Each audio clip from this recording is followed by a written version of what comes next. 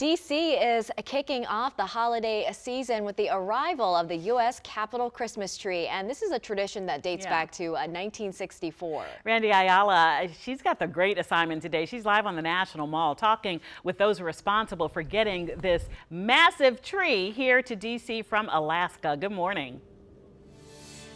Ladies, it is huge. 80-foot tree here arrived just after 5:30 this morning. Best assignment, right, ever. Wish I could just crank up the temperature just a little bit, but we won't complain about that. Right now, I wanted to bring in Fred Austin, one of the drivers who brought this gorgeous tree that you see behind us. Fred, we talk about the journey, right? A lot of planning went into this. 700 miles by sea, 4,000 on the road. So talk to me about what it was like to bring this tree here to D.C. It was great. Then what makes it great is that people are happy with all the show and tells all the way across the country. Yeah. Everybody's on the up. Yeah, we're excited for Christmas. And now I want to bring in Trampas Barhog with the U.S. Forest Service, National Forest Service. This is actually, we just learned, guys, the second tree. This wasn't the initial tree that was picked, right? So can you talk to me about what happened and what that process is like? So when we got out to the island where the tree was to be harvested, the first tree had been damaged, so we had to go to the second tree. So the whole planning, everything all changed. So it was a big ordeal, but luckily we had a second tree. And it was a storm that kind of damaged that first one, right? Yeah, it had a lot less needles than we wanted. Okay. So how many trees do you typically set aside for this? Like, I guess just in case something happens, right? There was 8. 8? Yeah. Okay. Yeah. Good information. Yeah, we looked at number 3. Was there something going on with this one that kind of made you say, do we need to go with something else? We looked at locations, Okay. harvest locations, and being that it was on an island, it was remote.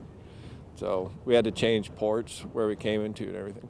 And talk to me just about the process that goes into picking, right, those trees that will make it, one will make it out here to D.C. to be the U.S. Capitol Christmas tree. Well, it needs to look like a Christmas tree. But large, they wanted at least 65 feet. So we're looking for trees 80 feet. Mm-hmm. And then the branch layout, the architect here has to approve it. So we would send in pictures and everything, and they would look, from distance and came on site and looked at the trees that we chose. All right, and this one's the winner. Yeah, lucky. You told all the other trees, none of them believed him.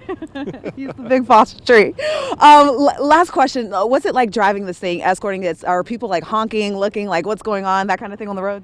Yeah, we get a lot of waving as we go by. You'll see people waving and cheering, honking. Of course, the truck will honk at them. Anywhere we stopped became an event. Like people came out, started signing. Yeah. You're a celebrity. Yeah, it is neat. The tree is. Yeah. But yeah, it was really neat. The people were great. Awesome. We appreciate you both for talking to us this morning. Guys, we're going to be out here all morning long, 9:30. They're going to take it on the short drive over. It'll be hoisted up, set in place around 10 o'clock this morning. Of course, we're looking forward to the Capitol tree lighting next week, December 3rd. But for now, I'll send it back to you in the studio. Can't wait to see it all decorated on the west lawn and of Randy, the Capitol. I know you're cold, Randy, but you're doing a great work. Yeah. Bringing us this story. We're all in a more festive mood. So bundle up and make sure you are. I appreciate you all. Yes. We appreciate you. Make sure that you, the viewer on streaming and here on air, is also bundled up as you head out the door this morning, because